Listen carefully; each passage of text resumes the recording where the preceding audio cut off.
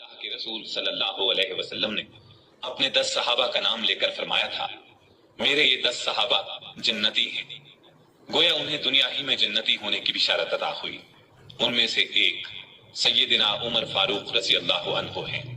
انبیاء کی جماعت کے بعد اور مسلمانوں کے پہلے خلیفہ راشد یار غار سیدنا ابو بکر کے بعد اس دنیا میں سب سے زیادہ فضیلت دوسرے خلیفہ راشد سیدنا عمر فاروق ہی کو حاصل ہے۔ نبی صلی اللہ علیہ وسلم نے ان کے بارے میں اس طرح دعا فرمائی تھی، اے اللہ اسلام کو عمر کے ذریعے سے قوت اور عزت دے۔ ان کے زمانے میں اسلامی حکومت 22 لاکھ مربع میل رقبے تک پھیل گئی۔ بعض موقعوں پر ان کی تائید میں آیات نازل ہوئیں۔ ان کی خلافت کا زمانہ بہترین اسلامی حکومت کا زمانہ تھا۔ اتنے بڑے حکمران ہوتے ہوئے دوپہر کے وقت شہر سے باہر گرم زمین پر کوئی پتھر وغیرہ سر کے نیچے رکھ کر قیلولہ کر لیتے تھے۔ ان کے واقعات اس قدر حیرت انگیز ہیں کہ سننے والے دنگ رہ جاتے ہیں۔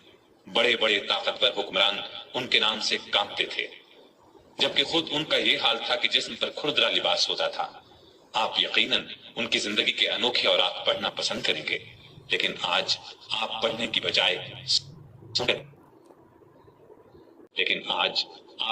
بجائے سن کر دیکھیں، آپ کو ایک عجیب سا فرحت بخش احساس ہوگا۔ سیدنا عمر فاروق رضی اللہ عنہ ہجری سال شروع ہونے سے 40 سال پہلے 583 عیسوی یا 584 عیسوی میں مکے میں پیدا ہوئے۔ نبی کریم صلی اللہ علیہ وسلم ان سے 13 سال پہلے دنیا میں تشریف لا چکے تھے۔ والدین نے نام عمر رکھا، کنیت ابو حفص تھی، لقب فاروق تھا، یعنی حق اور باطل میں فرق کرنے والا۔ یہ لقب انہیں نبی کریم صلی اللہ علیہ وسلم نے عطا فرمایا۔ حضرت عمر کا سلسلہ نسب 8ویں پشت میں نبی کریم سے جا ملتا ہے۔ آپ نے دنیا میں آنکھ کھولی تو مکے میں قریش کی سرداری تھی۔ یہ قبیلہ اسماعیل علیہ السلام کی اولاد سے تھا۔ قریش کے آگے چل کر 10 کے قریب قبیلے بن گئے۔ ان میں نبی کریم بنو ہاشم سے تھے، ابو بکر بنو تیم سے اور عمر فاروق بنو عدی سے۔ 10 کے 10 قبیلوں کے سپرد الگ الگ کام تھے۔ مثلاً کوئی خانہ کعبہ کی دیکھ بھال کرتا تھا تو کوئی حاجیوں کو پانی پلاتا تھا، کوئی جھگڑوں کے فیصلے کرتا تھا۔ بنو عدی کے ذمے 2 کام تھے۔ قریش کو کوئی ایلچی بھیجنا ہوتا تو یہ بھیجتے تھے۔ دوسرا کام یہ تھا کہ 2 گروہوں میں جھگڑا ہو جاتا تو بنو عدی کا سردار فیصلہ کرتا تھا۔ بنو عدی کے گھر صفا اور مروہ پہاڑیوں کے درمیان میں تھے۔ عمر یہیں پیدا ہوئے اور پرورش پائی۔ ان کے والد خطاب بنو عدی کے سردار تھے۔ جس زمانے میں نبی کریم صلی اللہ علیہ وسلم نے نبوت کا اعلان کیا، خطاب فوت ہو چکے تھے۔ سیدنا عمر کے بچپن کے حالات کسی کتاب میں نہیں ملتے۔ اتنا ذکر ملتا ہے کہ بڑے ہوئے تو باپ نے اونٹ چرانے پر لگا دیا۔ اونٹ چراتے ہوئے کبھی تھک کر بیٹھ جاتے تو باپ مارا کرتا تھا۔ جوانی کی عمر کو پہنچنے تک لکھنا پڑھنا سیکھ لیا تھا۔ نبی کریم صلی اللہ علیہ وسلم نے جب اعلان نبوت کیا تو قریش میں کل 17 آدمی لکھنا پڑھنا جانتے تھے۔ ان میں عمر فاروق بھی تھے۔ اس کے علاوہ انہوں نے سپاہی، تیغ زنی اور گھوڑ سواری میں کمال حاصل کیا۔ گھوڑ سواری کا حال یہ تھا کہ اچھل کر گھوڑے پر بیٹھ جاتے۔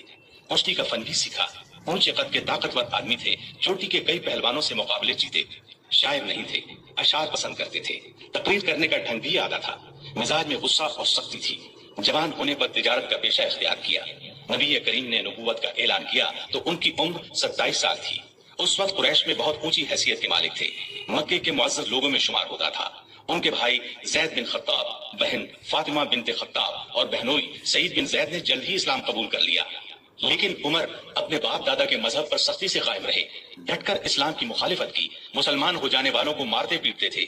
مارتے پیٹتے 6 سال گزر گئے، لیکن عمر کسی ایک انسان کو بھی اسلام سے نہ پھیر سکے۔ اس دوران میں کچھ واقعات ایسے پیش آئے جن کی وجہ سے وہ سخت الجھن میں پڑ گئے۔ کبھی اسلام کی طرف مائل ہوتے، کبھی مسلمانوں کے خلاف نفرت محسوس کرتے۔ اس کی وجہ یہ تھی کہ رسول کریم صلی اللہ علیہ وسلم کے متعلق قریش کے کافروں نے مشہور کر رکھا تھا کہ وہ جادوگر ہیں۔ اس زمانے میں ایک روز انہوں نے رسول پاک صلی اللہ علیہ وسلم کو حرم شریف کے اندر نماز پڑھتے دیکھا تو وہ آپ کے پیچھے کھڑے ہو گئے۔ اس وقت آپ صلی اللہ علیہ وسلم قرآن پاک کی سورۃ الحاقہ کی بلند آواز میں تلاوت کر رہے تھے۔ اللہ کے کلام نے ان پر بہت اثر کیا۔ انہیں یقین ہو گیا کہ آپ نہ تو جادوگر ہیں اور نہ شاعر ہیں۔ دل میں اسلام کے لیے نرم گوشہ پیدا ہو گیا، لیکن باپ دادا کا مذہب چھوڑنے پر اب بھی تیار نہ ہوئے۔ قاسم بن عثمان کی روایت میں آیا ہے کہ ایک دن طبیعت نے جوش مارا، ارادہ کیا کہ جس ہستی کی وجہ سے وہ الجھن میں ہیں کیوں نہ انہیں ختم کر دیں۔ چنانچہ ننگی تلوار ہاتھ میں لے کر نکلے۔ راستے میں ایک مسلمان نعیم بن عبداللہ مل گئے۔ انہوں نے پوچھا، خیر تو ہے؟ ننگی تلوار لیے کہاں جا رہے ہیں؟ بولے محمد کو قتل کرنے جا رہا۔ نعیم نے کہا کہ پہلے اپنے گھر کی خبر تو لیں، آپ کی بہن اور بہنوئی مسلمان ہو چکے ہیں۔ سیدنا عمر الٹے پاؤں بہنوئی کے گھر پہنچے۔ اس وقت ان کے بہنوئی سعید بن زید اور فاطمہ بنت خطاب کے گھر میں رسول اللہ صلی اللہ علیہ وسلم کے ایک صحابی خباب بن ارت بھی موجود تھے۔ خباب بن ارت انہیں قرآن سکھا رہے تھے۔ عمر نے دروازے پر دستک دی تو خباب گھر کے ایک حصے میں چھپ گئے۔ فاطمہ نے قرآن کے اوراق چھپا دیے، لیکن عمر تلاوت کی آواز سن چکے تھے۔ اندر پہنچ کر پوچھا کیا پڑھ رہے تھے؟ مجھے معلوم ہوا ہے کہ تم مسلمان ہو چکے ہو، اپنے باپ دادا کے مذہب سے پھر گئے ہو۔ یہ کہہ کر انہوں نے دونوں کو مارنا پیٹنا شروع کر دیا۔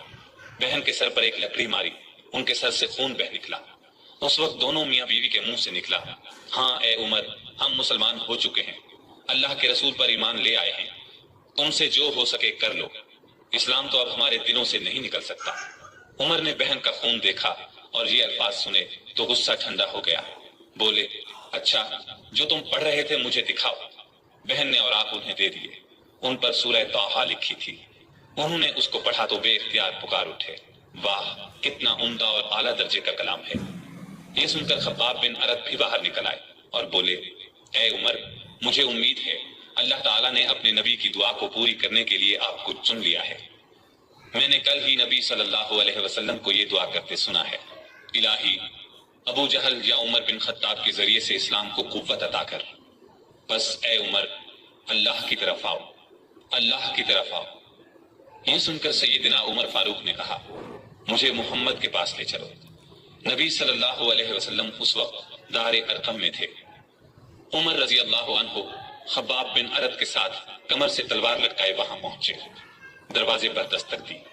ایک صحابی نے اندر سے ایک جھری میں سے جھانک کر آپ صلی اللہ علیہ وسلم کو بتایا باہر عمر تلوار کمر سے لٹکائے کھڑے، نہ جانے کس ارادے سے آئے ہیں۔ آپ کے چچا سیدنا حمزہ رضی اللہ عنہ بھی اس وقت وہاں موجود تھے۔ یہ بہت بہادر تھے، فوراً بولے انہیں اندر آنے دو، نیک ارادے سے آئے تو ٹھیک، ورنہ انہی کی تلوار سے ان کا سر اڑا دوں گا۔ رسول اللہ صلی اللہ علیہ وسلم نے بھی فرمایا انہیں آنے دو۔ چنانچہ دروازہ کھول دیا گیا۔ عمر اندر داخل ہوئے۔ آپ صلی اللہ علیہ وسلم اٹھ کر ان کی طرف بڑھے، ان کی چادر کو مٹھی میں دبا کر زور سے کھینچتے ہوئے فرمایا خطاب کے بیٹے تم کس ارادے سے آئے ہو؟ سیدنا عمر رضی اللہ عنہ نے عرض کیا اے اللہ کے رسول، میں اللہ اور اس کے رسول پر ایمان لانے کے لیے حاضر ہوا ہوں۔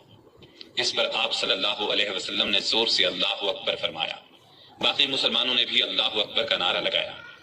اب عمر رضی اللہ عنہ نے کلمہ پڑھا، پھر بولے اے اللہ کے رسول، کیا ہم حق پر نہیں ہیں؟ آپ نے فرمایا اس ذات کی قسم جس کے قبضے میں میری جان ہے، تم لوگ حق پر ہو۔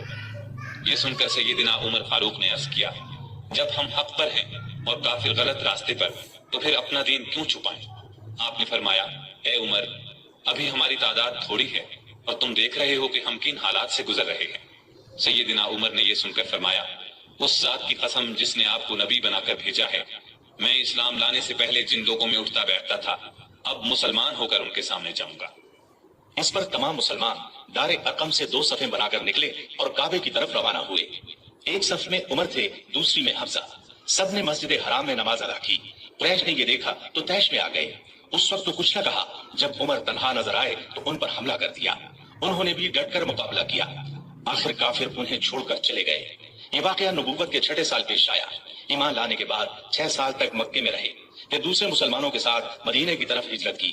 ایسے میں کفار کو مخاطب ہو کر فرمایا میں آج مکے سے جا رہا ہوں، کسی میں ہمت ہے تو مجھے روک کر دکھائے۔ کوئی آگے نہ آیا۔ اس طرح آپ قباء پہنچے۔ پھر نبی کریم صلی اللہ علیہ وسلم اور ابو بکر ہجرت کر کے وہاں تشریف لائے۔ مسجد قباء کی تعمیر کے بعد سب نے مدینے کا رخ کیا۔ ہجرت کے وقت سیدنا عمر فاروق کی عمر 40 سال کے قریب تھی۔ اس کے بعد وہ 23 برس اس دنیا میں رہے۔ یہ سارا زمانہ مدینے میں گزارا، مسجد نبوی کی تعمیر میں حصہ لیا۔ آپ صلی اللہ علیہ وسلم نے مہاجرین اور انصار میں بھائی چارہ کرایا تو اتبان بن مالک کو ان کا بھائی بنایا۔ انہوں نے اپنا نصف مکان انہیں دے دیا۔ عبداللہ بن زید نے خواب میں اذان کے الفاظ سنے. انہوں نے یہ الفاظ نبی کریم صلی اللہ علیہ وسلم کو سنائے تو آپ صلی اللہ علیہ وسلم نے سیدنا بلال کو حکم دیا اذان کہیں. جو ہی انہوں نے اذان شروع کی سیدنا عمر فاروق اپنی چادر گھسیٹتے ہوئے آئے اور بولے اے اللہ کے رسول صلی اللہ علیہ وسلم، اس ذات کی قسم جس نے آپ کو نبی بنا کر بھیجا ہے، میں نے بھی بالکل یہی الفاظ خواب میں سنے ہیں. یہ سن کر آپ بہت خوش ہوئے. آج تک اذان انہی الفاظ میں دی جا رہی ہے اور قیامت تک دی جاتی رہے گی. ہجرت کے دوسرے سال بدر کی لڑائی پیش آئی. سیدنا عمر فاروق بھی اس غزوے میں شریک ہوئے. اس غزوے میں انہوں نے ایک نامی بہادر عاص بن ہشام کو قتل کیا. یہ رشتے میں ان کا ماموں تھا. اگلے سال احد کی لڑائی ہوئی. سیدنا عمر اس لڑائی میں بھی شریک ہوئے. بدر کی لڑائی میں عمر فاروق کی بیٹی سیدہ حفصہ بیوہ ہو گئی تھی. نبی کریم صلی اللہ علیہ وسلم کی خواہش پر سیدنا عمر نے ان کا نکاح آپ سے کر دیا. اس طرح وہ رسول کریم صلی اللہ علیہ وسلم کے سسر بنے. ان کی بیٹی کو مومنوں کی ماں کا درجہ حاصل ہوا. ہجرت کے 5ویں سال شوال میں خندق کی لڑائی پیش آئی. سیدنا عمر نے بھی خندق کھو دی. خندق کے ایک حصے کی حفاظت سیدنا عمر کے سپرد کی گئی. بعد میں اس جگہ ان کے نام سے مسجد تعمیر کی گئی جو آج بھی موجود ہے.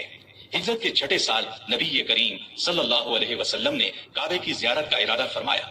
آپ 1400 صحابہ کے ساتھ روانہ ہوئے. ان میں سیدنا عمر بھی تھے. حدیبیہ کے مقام پر کافروں سے جو معاہدہ ہوا تو کچھ دوسرے صحابہ کے ساتھ وہ سیدنا عمر پر بھی گراں گزرا.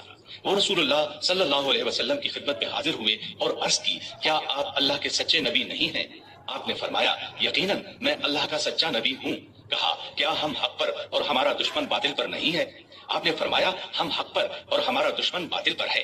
کہا اے اللہ کے رسول جب ہم حق پر اور ہمارا دشمن باطل پر ہے تو پھر دب کر کیوں صلح کریں؟ آپ نے فرمایا میں اللہ کا رسول ہوں، اللہ کے حکم کے خلاف نہیں کرتا، وہی میرا مددگار ہے. سیدنا عمر پھر ابو بکر صدیق کے پاس گئے اور ان سے بھی یہی کہا تو انہوں نے فرمایا اے جوان، بلا شبہ نبی کریم صلی اللہ علیہ وسلم اللہ کے رسول ہیں. وہ اپنے رب کی نافرمانی نہیں کر سکتے اور وہی ان کا ناصر و مددگار ہے. بس ان کی رکاب کو تھامے رہو، یعنی ہر معاملے میں ان کی فرما برداری کرو. نبی کریم صلی اللہ علیہ وسلم نے فرمایا میں اللہ کا رسول ہوں، اللہ کے حکم کے خلاف نہیں کرتا، وہی میرا مددگار ہے. تب جا کر سیدنا عمر کو اطمینان ہوا. نبی کریم صلی اللہ علیہ وسلم واپس روانہ ہوئے تو سورہ فتح نازل ہوئی. آپ نے سیدنا عمر کو بلا کر اللہ تعالیٰ کا یہ ارشاد سنایا کہ ہم نے آپ کو کھلی فتح عطا کی. ساتھ ہی آپ نے فرمایا مجھ پر آج ایسی سورت نازل ہوئی ہے جو مجھے اس دنیا سے زیادہ پیاری ہے. سیدنا عمر رضی اللہ عنہ نے حدیبیہ کی صلح کے موقع پر جو گفتگو کی تھی وہ خلوص نیت پر مبنی تھی. پھر بھی انہیں تمام زندگی اس بات کا افسوس رہا کہ کیوں انہوں نے اس طرح کے سوال جواب کیے. اس کے بدلے میں انہوں نے بہت سے روزے رکھے، کئی غلام آزاد کیے اور بہت سی نفل نمازیں پڑھی.